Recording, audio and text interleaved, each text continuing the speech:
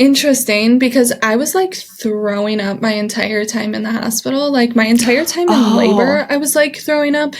But the contractions? Was it like with contractions? Yeah. I had the same thing. Oh my gosh, that's wild. I was a contraction puker. Okay. I never met another one. It's so good to know. Yes. And I didn't put two and two together. I literally was like from 38 weeks to 39 weeks. I was constantly going into the hospital because I was getting like dehydrated from throwing up so much. And it was because my contractions started coming. They didn't do anything. Like nothing was going on down there. But I was having more intense contractions and they were making me throw up so much. Super fun. Yes, so fun. Yeah. I didn't know that was a thing either. I looked it up and I was like, oh my gosh, I'm a contraction puker. This is a thing. Who knew, right? I had no idea.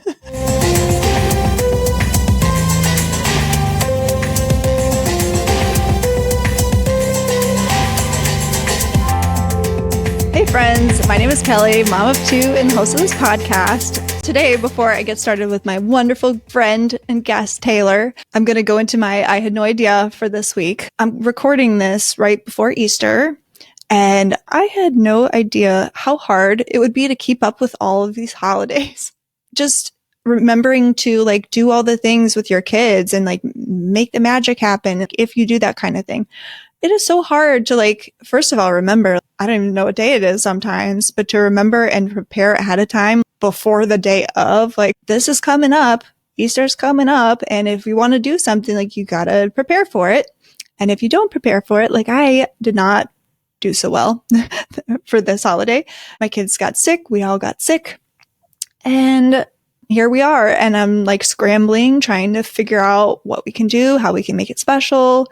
All the things. Kind of feel like I'm failing in that department sometimes, but part of it is, you know, social media pressure, which is ridiculous. Like I don't need to care about that, right? But you fall into the trap. So I think that's just part of this journey that I'm trying to not compare myself so much with people online and all the wonderful, amazing things that they're doing for their kids, which is so fabulous. It's just like, sometimes I'm not that person. Sometimes I'm not in that season or something comes up and like, you know, it's just what it is. So that's mine for the week. Let me know if you've had those feelings or thoughts as well. I'm sure I'm not alone. But anyways, I'm very excited for this next guest. This is my friend Taylor, who I met when I worked at State Farm. So this was prior to having my oldest, and I think she just called in or something, and we got to chatting and became quick friends, like over the phone. It was so funny. And we'll talk about this story in a minute, but she's such a fun person and I just love her. So yeah, today we're going to be going through some of her I had no ideas throughout pregnancy, birth. We're going to kind of skip postpartum. We're going to do that more on the next one. And then I forgot the last one. Life with kids, life with her daughter. So Taylor's from the suburbs of Chicago, and her husband, Jacob, have a 15-month-old daughter, Thea. So she's a full-time work-from-home mom. She's a web designer as her main job, and then she's a nutrition coach on the side, and she also coaches softball lessons, both of which she really enjoys. So like I said, we're mostly skipping over the postpartum this episode. So next week is when we're really going to dive into her postpartum experience, and I wanted to separate that one because of the specific challenges that she went through with breastfeeding, bottle refusal, rage while breastfeeding, and then just going through like mental health in general and postpartum anxiety experience and all of that. That conversation was amazing. Very excited for all of you to hear it. So let's go ahead and get started. Taylor, thanks for joining me. How are you doing today? I'm good. Thank you. How are you? I'm good. It's so funny how our friendship came about. We were just kind of chatting about it. I remember the first time we met was at Buffalo Wild Wings. Do you remember that? Yes, I do. Vividly. You worked at State Farm and you helped sell me life insurance. And then probably because I feel like I got my first car around then. Yeah. So yeah. Yep. You probably did my car insurance too. Yeah, probably. I don't remember if you called in or we called you. Probably you called in or something. Mm-hmm. And I remember we were chatting about the gym and how much we love the gym. And I was like, I love this girl. Yes. And I was like, I was like, well, because we had to meet up, and like I can't remember if it was like a schedule thing or whatever, but I was like, do you want to just like meet up at Beat Ups or something? And you're like, yeah. I'm like, all right, let's do Absolutely. it. So we did that, and then yes, just beautiful friendship blossomed, which was so funny. And then a lot of changes since then. So we many. both have kids now. Yes. Both married, changes. have kids. So we'll just go ahead and get started. Starting off with your pregnancy. What's the story about like when you found out you were pregnant? I was off birth control for a year, and I just really took that time to like get my hormones back in check. My body was like completely out of whack. Took time to do that. And then it happened about like almost a year to the dot of being off birth control. And I like remember feeling symptoms. And I was just like, there's no way. And Jake was just like in my ear, like, no, you totally are. This is the one. Like, this is the one. And I was just like, no, we don't know. And I remember taking like an early test, and he was at work that day. And I took it early in the morning, and I was like, oh my God, I have to keep this in. Like, I have to keep this in until he gets here. So he had work. And at that time, he was also coaching a team. So he coached at night, and I had to wait until he got home to even tell him then. And I was just like, let's just go upstairs before we eat dinner. And he was just like, why? I was like, I have something to show you. And so when we went upstairs, like, in the bedroom, I had like a little onesie and the pregnancy test. Aww. And he just like, no way. I was like, yeah, but I was so nervous all day. I was like so nervous, shaking, and had to hold it in. Yeah, I feel like there's nothing like that. Just seeing pregnant and you're like, what? Yes. It's like shocking. For the first time too, it was like, yes, what? Definitely. So with your pregnancy, what was your experience and what surprised you the most throughout? I would say like, I think each trimester had a different journey. There was just a lot of, I had no ideas for sure. The first trimester, I was like severely sick all morning, all day, just always throwing up. I had a lot of food aversions. I only wanted to eat like plums and oranges and pickles, and that was it. There was like a lot of sickness, a lot of food aversion, and then just being overly tired. Everyone says morning sickness. They don't talk about that all day sickness. Like, where was that? All freaking day. Agreed. It was the same for me. Were you working through the whole thing too? The whole pregnancy? Yes, I was. Yeah. Yep. It's rough, huh? It is. And thank goodness I do have a job where I like work from home. So if I needed to, I was just throwing up in the middle of a meeting or something. Man, it's wild that like we can go through all this and still work. Like, that's just, it blows my mind. And like, you're so worried, like your first pregnancy and like you're building a human from scratch. Like, if I have all these food aversions, how do I know that my baby's getting what they need? You just like start to panic. So I think that caused a lot more anxiety. The second trimester, I mean, yeah, I had like some food aversions and I was sick, but I did feel better. So I would call that my honeymoon phase. And then the third trimester, I dealt with like pre-eclampsia. So, like towards the end, that was pretty tough. So I would say that panic and everything that I dealt with in the end of like, am I going into labor today or what's going on? That constant. Yeah. So I would say that was the toughest part about the third trimester, and just, you're just so tired and uncomfortable. Yeah. Oh gosh. Before I go past the pregnancy part, I know you had mentioned when you filled out the form about also like the body changes and how that was hard for you. So I definitely wanted to touch on that because I experienced that as well. Big time. Like both of us, as we mentioned, like we were big in the gym, and that's how you met your husband, was through the gym. And when you go from like working out all the time and just like focusing on that to I'm now pregnant and growing. And so tell me a little bit about your experience with that. Yeah. So that is still an ongoing thing, I would say, is like that. I think I would say that I always struggled with a little bit of body dysmorphia, but like really experiencing it during pregnancy, because you are still like working out, you're still doing everything that you need to do, and your body's just getting bigger and bigger and bigger. It was like such a mind game of like, I know I'm growing a human, but at the same time, I'm so used to like having defined muscles and being strong and moving my body in a way where I don't walk up a flight of stairs and I'm out of breath. It was just like almost like a wake up call of like, yeah, that's not your life anymore. And that's like kind of where it starts, of like that girl who was in the gym for 3-4 hours a day and could do 2 sessions a day. She doesn't exist anymore. So it was like, that was really, really tough. And then, yeah, seeing your body change in ways and clothes not fitting, it really does mess with your head. Oh, yeah, totally. Then like, yeah, growing up, you said you had kind of like body dysmorphia. Yeah, that's something that I experienced as well. And then like, oh gosh, just the weight change. I don't know. Like, so for me, I gained like probably about 60 pounds, and I had always pictured like, I'm going to have a fit pregnancy. And I'm throwing up the whole time. I can't even bend over to lift a weight without vomiting.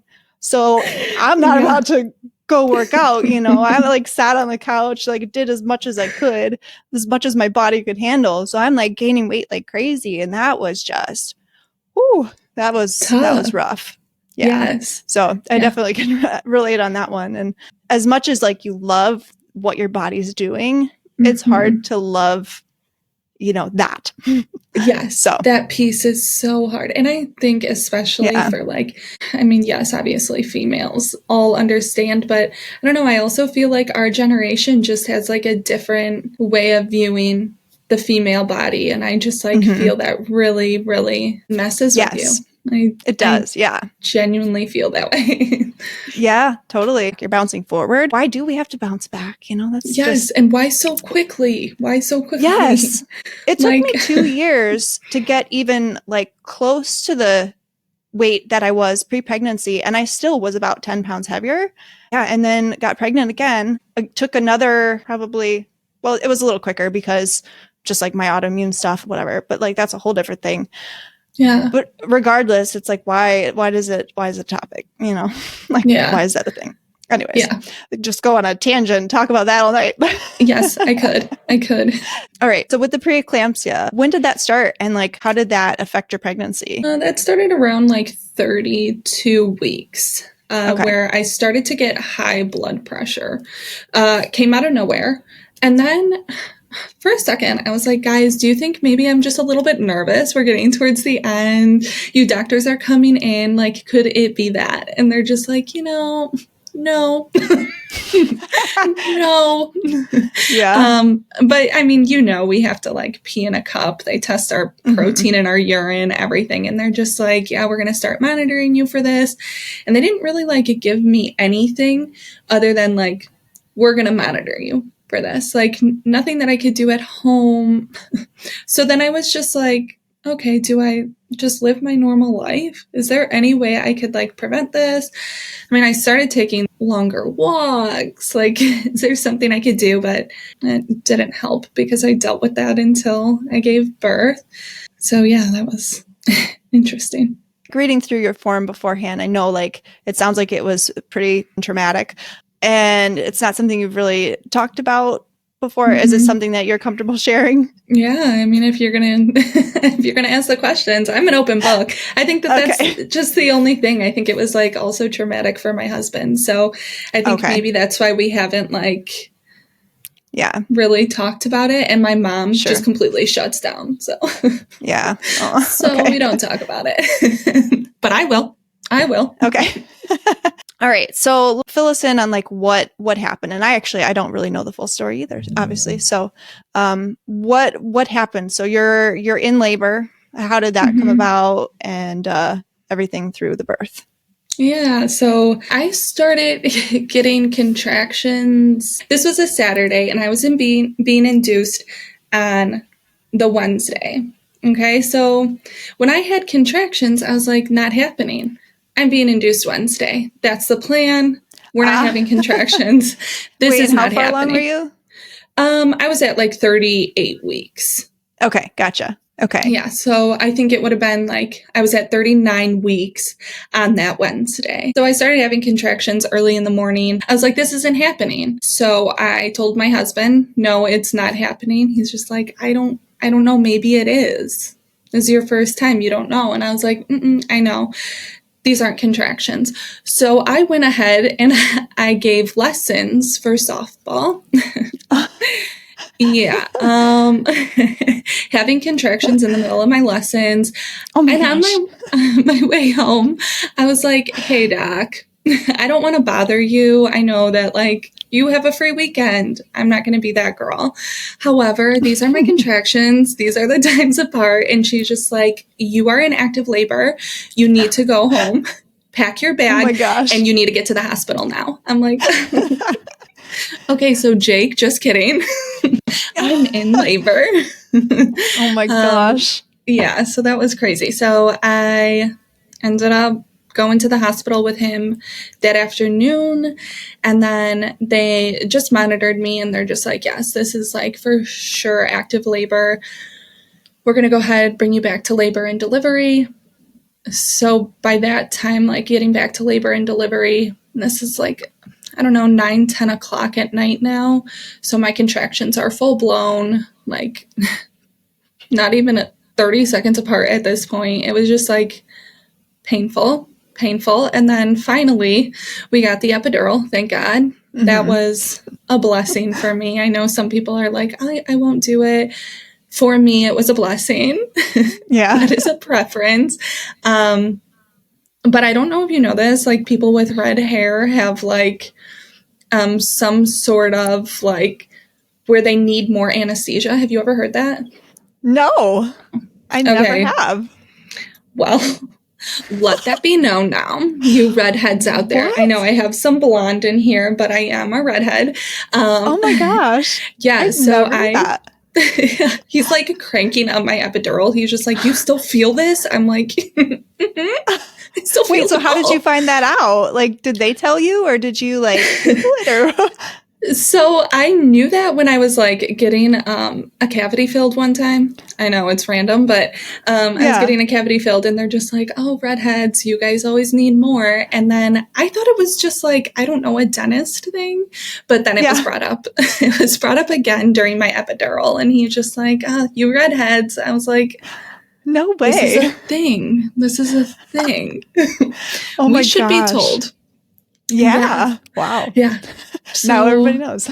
Yes. All right, before we get back to the episode, if you're enjoying it so far, please take a quick moment, hit the subscribe button and the bell notification too, so you get more episodes like this in the future. So then I got the epidural, slept through the night, and 11 the next morning, I went into full-blown labor, doctor there. I did like 30 seconds, like it felt like, I think it was like 10 minutes of actual like pushing.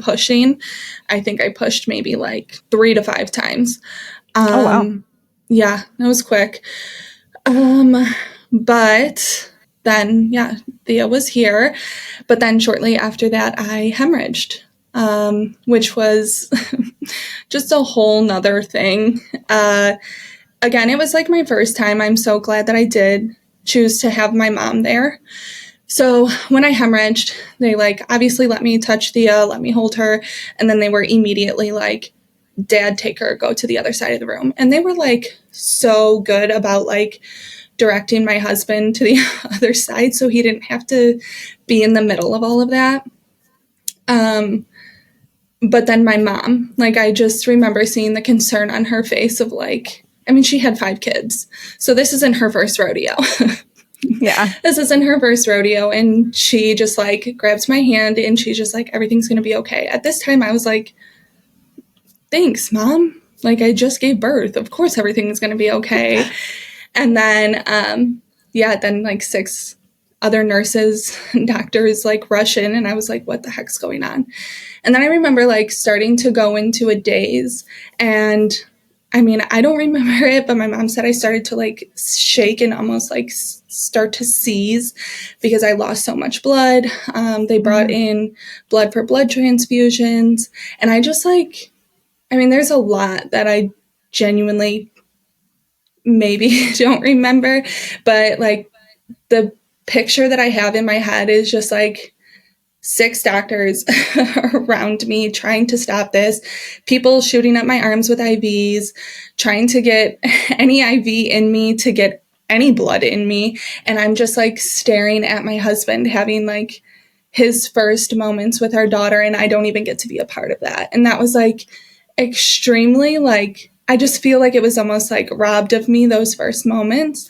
It was definitely very, very tough. But yeah, that was the whole hemorrhaging. They were able to get everything. Obviously, I'm here. They were able to get everything. Yeah. My doctor is like a miracle worker. I promise I will not see anyone. If she were just like, I'm done with like labor and delivery, I'd be like, cool, I'm done having kids because I will not see anyone but her.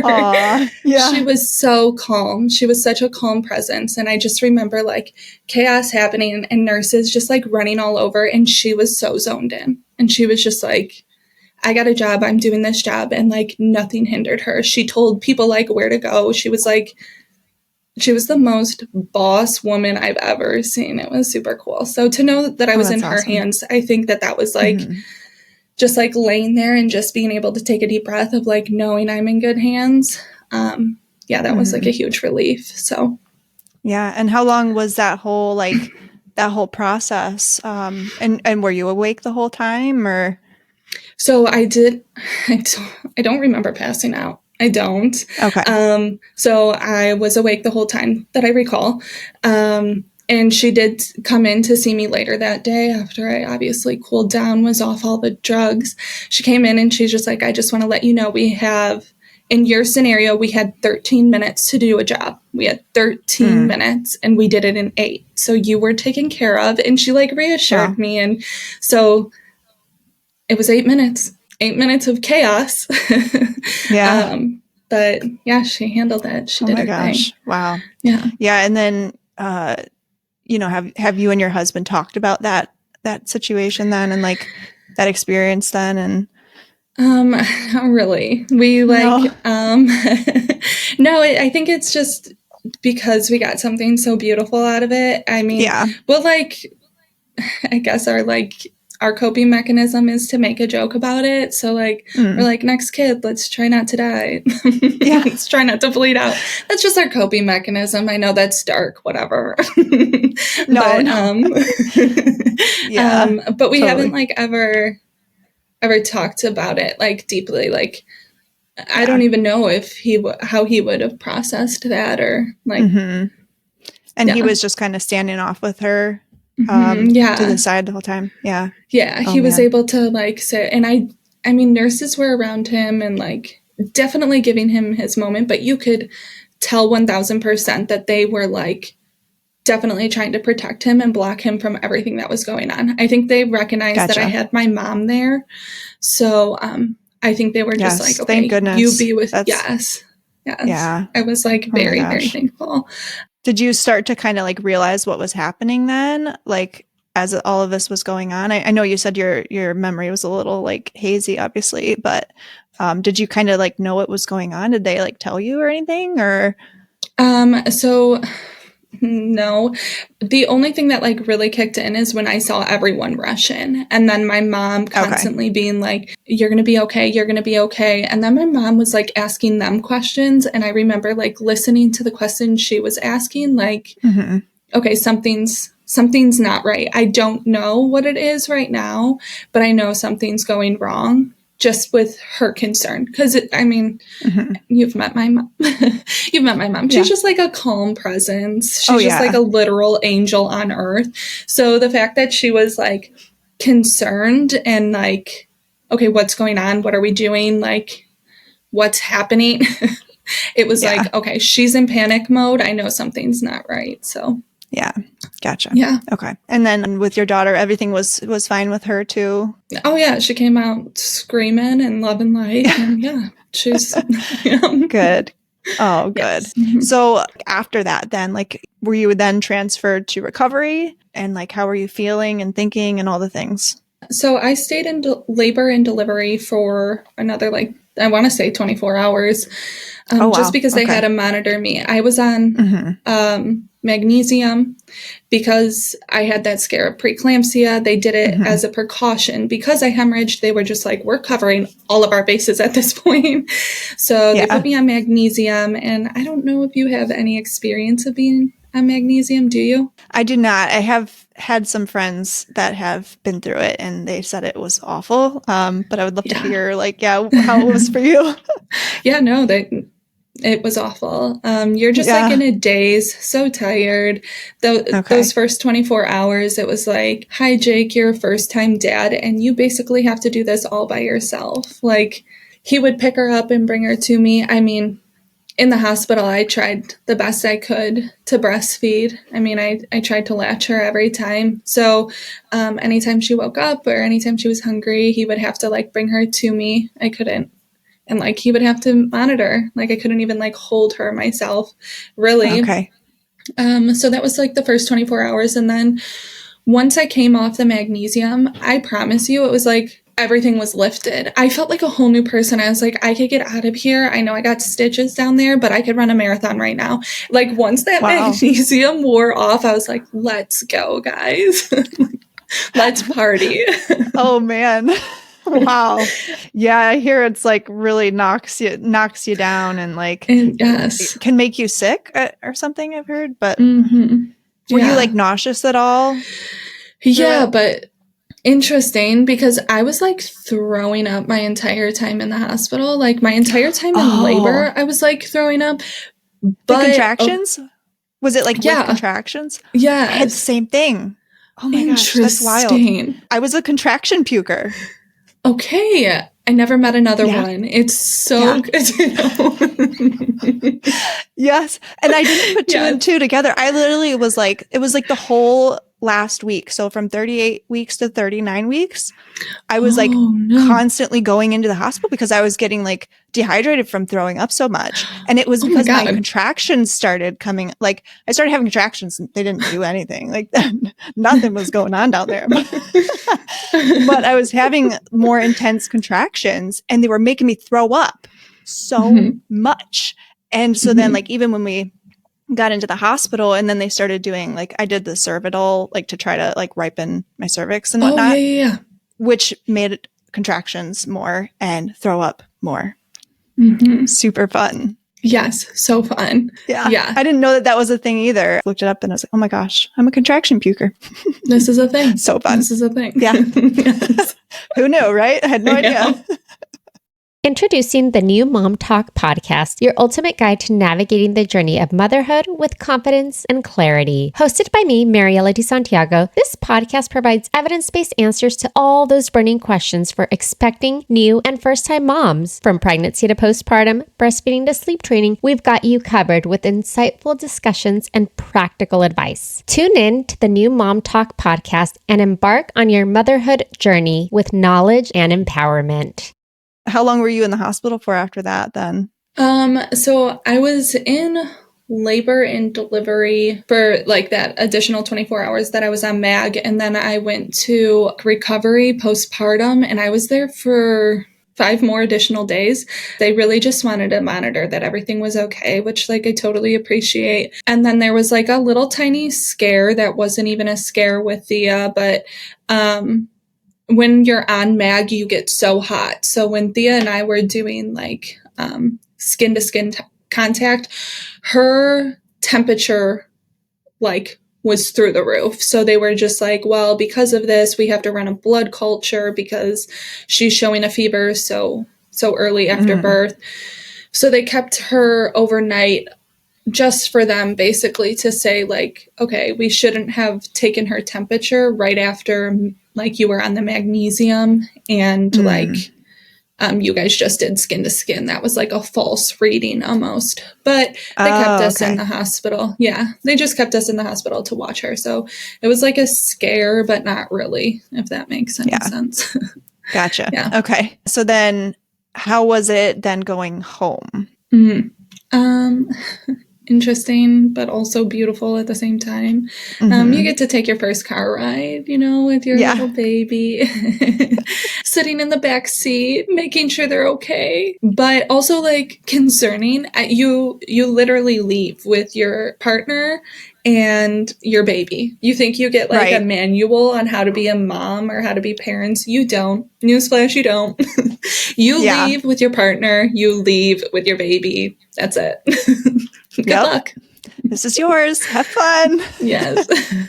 Yeah. And then you have to figure everything out. And you think it's going to come naturally. And you're just like, wait, I don't know what I'm doing. I don't know if you felt like that, but I was like, and I dealt with babies. You have a lot of siblings, right? How many siblings do you have? Like, I have 4 siblings. I'm one of 5. Okay. Yeah. And you are you the oldest, middle? Second oldest. Second oldest. Okay. So there were 3 below me. I'm very comfortable with babies. Always have been. Like, only wanted to be a mom. That's the only thing I ever wanted. So like for me to then get into this and be like, I don't even know what I'm doing. I'm like, dude, is this real life? Right?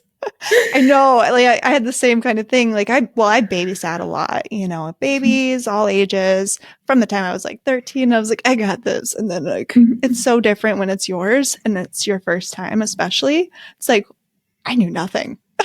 Yes. I didn't know about diaper rashes. Did you guys deal with that at all? Yes. Yes. Oh my gosh. The diaper rashes alone are like, what? And like, we went out and bought like 5 different creams because none of them were working. And oh my gosh. Yeah. It was wild. And then I started to use like breast milk because I was just like, get rid of this. I mean, that was my cure-all for everything. If I didn't know what to do, I'm like, just put breast milk on it. Yeah. Oh, that's so funny. So on the next episode, we're going to talk more about like your postpartum and like some of the challenges you had there. But can you briefly touch on some of the stuff that you went through postpartum and like the challenges that came up with that? Yeah. Well, for starters, I had no idea what I was doing. And then again, just like dealing with that body dysmorphia as you're trying to bounce back, like everyone wants you to. I dealt with postpartum anxiety, slight postpartum depression, all the things it feels like. Breastfeeding, everyone says that that's going to come natural. Just latch them. It's natural. Yeah. That's the worst advice I've ever gotten. It is so hard. It is so stinking hard. Yeah. Had you heard the phrase, your life doesn't have to change just because you have a baby? Yes, it does. The biggest bunch of bull I've ever heard, because that baby, it needs you. And like, you don't have the freedom that you had before.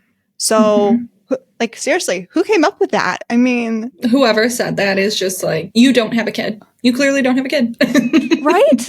And I'm like, I've heard this from people. This is the stupidest advice ever. It is. But anyways, I'm that? like, no, it does. It does. In so many ways. Just your mindset alone, like, changes so much. They're wrong. It's like, that is wild. So that obviously is the worst advice. What's maybe like a good advice that you got that helped through postpartum, if you got any? I don't have any that was like given to me, but if I were to like give advice to others, it would be to stop Googling, stop comparing. Like, as much as I say that it didn't come natural, there are things that you really just need to trust your gut, and only Googling and like searching things and comparing, that's only going to give you more anxiety. And maybe that is because I struggle with postpartum anxiety, but I would say that is the one thing that I wish I received is like, stop Googling, stop comparing. You got this. Like, yeah, trust yourself, trust your gut, all that. Yeah, I like that. So let's go on to like your parenting part. Overall, how was that change from, not having kids to then having kids? Yeah, I would definitely say that like my life is not the same. It is so different in every aspect. I mean, like we said, we used to go to the gym so much, and even that is like, I mean, I make time for it now, but that was hard to make time for in the beginning. You have no time alone. You will really get to see what it's like to be overstimulated, overtouched. It's just chaos. It is like a constant chaos every day. But like what I do love about it is it is a different day every day. And like, I don't know, it's tough, but... Yeah, and they're changing every day and like learning new things and... getting into more trouble. And yes. and it's beautiful to see some of the things, like even today, Rhea started reading a little bit. And I'm like, oh, it's no, like, I would have lost I was like, it. oh my God. I got so emotional. I was like, oh, she's starting to put it together. And it's like the most beautiful thing I've ever seen. Yes. Like, it got me so emotional. But no, I'll get emotional with you right now. I'm not even kidding. Yeah. I know earlier when we were talking, away. I was like, yes. Yeah, there's so many things that are just like so beautiful, but also just like holy. Yeah. It's crazy. I knew there was something I wanted to mention. Your parenting part that you put in the intro. Oh God. About the meme of how you would describe your parenting journey. I about died. Was that the guy sitting at the table, right? Mm-hmm. With the With house his on coffee. fire. House on fire. Yeah. This is fine. This is fine. This is great. This is fine. And I think that it's the most relatable. So I hope everyone gets it. Yes. So overall, then, throughout parenting, what has been the biggest surprise for you so far? You don't get anything done in a timely manner. I know that that's like so little, you think. Everything now has a different timeline, and that timeline is now based off your kid. That perfectionist in you, I mean, I know you have it too. I know you. Yeah. Oh, totally. That perfectionist, it's gotta go. Yes. Because like you just can't function. You can't function like that with a kid. Oh yeah, definitely. And if you try, then you're just like setting yourself up for failure. I agree. Ugh, that's so hard. What is something that having your daughter has taught you? I would definitely say to be more present as like a human being, like seeing the world through her eyes and seeing like how she explores the world, like becoming a mom. It's always like been a goal of mine to be more present. Before Thea, like it was always like an intention of mine. I want to be in that moment. Now having her, I can like honestly say I am like 90% of the time always in the moment. And I'm always like with her and seeing the world with her. And that has been so incredible. And I think like making that shift, again, I don't want to like go into it too much, but like it really did help with my postpartum anxiety of just like really grounding me in like being present in that moment, taking the worries away. That. So yeah. And I think you had mentioned at some point about like the social media, just like logging off and and it's something obviously like with what I do is like so hard sometimes to, because like I have this vision of, wanting to get these words out there, and just trying to be present while also like thinking of that and whatever. And it's tough, but it's definitely worth it. Like I take times throughout my day where I'm just like, all right, turning the phone on, do not disturb, putting it away, and then just like being totally 100% in the moment, focused.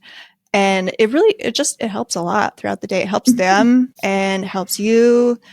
And yeah, I love that.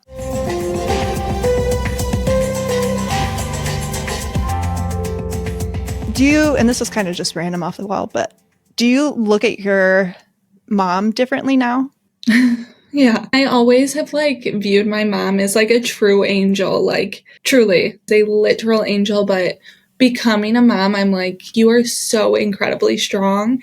And just like the sacrifices that she had to make and knowing like my dad's profession and like being a police officer and knowing that overnights. But my mom had my brother and I, so like my oldest brother and I, very, very young. So she was like going through college with 2 kids and her husband as a police officer. And she's like obviously the smartest woman on the face of the earth and graduated and did this. And like, I mean, she truly is incredible. Just thinking about that piece alone. But then you had 3 more kids after that. Wow. Then you added 3 more. Hats off to her. Because wow. Yeah, Man. She's incredible. So yes, I've always like viewed her as an angel, but now I'm like, this woman is I'm like dead convincing everyone she's an angel on earth. Yeah. Oh, yeah, that's so sweet. So what kind of challenges are you facing right now, like in your current season of parenthood? With Thea currently, one teething. So like we dealt with teething, but we haven't like dealt with teething like this. This is like constantly needy. And Molars? we were at a, yes, the molars. She's getting all four at once. So that's like what's making it so tough. So I would say that is pretty apparent right now. And then the second thing is just like childcare in general. So Jake's a real estate agent. He's out a lot. I still work from home, and I'm a work from home mom. So I'm momming basically full time. We do have help on like Tuesdays, Thursdays, but it's just like hard to find like consistent every week. And I mean, we live in the middle of nowhere. So like even finding like daycares, it's not like very accessible to us unless we like want to travel a little bit more. But even then, daycare is more than what I get paid. So so it doesn't even make sense. So I'm I would say childcare, teething. That's a really fun place to be in. Has it changed like marriage wise for you? So at the start, like after having Thea, I would say that like we lost a lot of intimacy, and like we were very transparent about it, but it was because we were like so sleep deprived. And then I would say like my confidence level was like so low. I didn't like want to be touched. I didn't want to snuggle. I didn't want to do any of that. And plus I just had a newborn on me all day. Like I'm exhausted. So I would definitely say like intimacy was gone. Completely out the window for the first 4 months. Sorry. I even told him I was going to talk about that. He's aware, he knows. But like, I would say that was like pretty tough. And then we were just almost to the point of like so tired that we weren't even having the conversations that we needed to have. We never like disagreed about parenting style. That was something that we've always like talked about and made sure that we were on the same page before Thea. So I would say even to this day, we like really don't have disagreements. We're like always seem to be on the same page parenting wise. It was just like those changes and like my confidence dropping and like us not having those conversations or that intimacy that we used to. Obviously, we were just like two people who had 3 dogs and we had all this time in the world. And of course, we would stay up until midnight watching movies and like having date nights all the time. And now we're just like half asleep zombies trying to make it through the day, running on caffeine. Yep. Yeah, totally. Yeah, it definitely changes a lot. Like same with the intimacy. It was just non-existent for a long time. And like it honestly, like I don't know if this happened with you, but like it hurt a lot. Right? Yes, ma'am. Yes, ma'am. And no one. I was like, I don't know if it was just me, but like it freaking hurt. Yes. Like, yes. I don't know. I don't know if I need to describe it, but like, like a pole, like a jagged pole. Just not fun at all. And when you're breastfeeding, like, ouch, it was so bad. Yeah, and I feel like nobody talks about that. I'm like, dude, it was painful. Not fun. So painful. And then they're just like, oh yeah, you'll bounce back that 6 weeks. 6 weeks. Oh my gosh. No. Talk about like 6 months. 6 months and then maybe it felt semi-normal. Maybe. Yes. Maybe. And like, yeah. Not fun. No. Yeah, I always cringe or like laugh cringe, you know, when I see people like, oh, like we're back at it, like even before the 6-week mark. And I'm like, first of all, like not smart. Second of all, how do you even have the desire? I don't know. Maybe some people's like hormones do different things, but mine was like, nope, stay away. Yep. Mine was like, not happening. Yeah, no, not fun. So what kind of resources have helped you like throughout your parenting journey so far? Yeah, so full transparency. You know this, but I used to run my nutrition business, was who I was on social media. Postpartum with my anxiety, I really just dialed away from that. So took my business off social media. I genuinely didn't have resources because I had to force myself to stay off social media other than you. I followed your page and like I did have random questions that I came to you about and you were my resource. And then it was like you and my mom. It was what I had to do of like really protect who I was following, what I was doing, like making sure I wasn't comparing my kid to other kids, my journey to other journeys. So I would message you, see if you posted something or any other resources about like the issue that I was having. And that's kind of how I got through it. And then, having my mom, who the angel she was always like, just breathe, it'll pass. So that wasn't the resource that I needed at the time always. But so I would say you and her. I love that. Thank you for telling me that. Makes me a little emotional too. It's like, that's what I'm trying to do. So well, you're doing great. You're doing great. Oh, thanks. So last thing here. So what's something that you want to just shout from the rooftops? Something about parenting as a whole. One, it's your journey. Don't compare it to others. Your journey, everyone's is different. And I would say on the same note of that, like every kid is also different. So I know like a big things when you have a kid, you want to make sure they're hitting their milestones. But what you need to remember is your kid is different and it's not going to compare to another kid. So even though they might be the same age, if one starts walking first, that doesn't mean that your kid's behind. That means that they are working on something else and they are going at their own pace. So I would say like, don't put that pressure or that anxiety onto your kid as well. Every kid is so different. Trust your mom gut with that as well. And just know your journey's different. Your child's different. I would scream that till I am blue in the face. Absolutely. Yes, I love that. Yes. So true. All right. We'll be on with the next episode, diving into your postpartum journey and the kind of challenges you had with that. So thank you for coming on. This was so fun. And thank you for having me. Of course. And then we'll chat on the next one. All right, friends, if any of this has resonated with you today, please take a moment, give us a comment, let us know your thoughts. We'd love to hear about it. Also, if you like this one, check out this one too, because it's really good and I think you're going to enjoy it.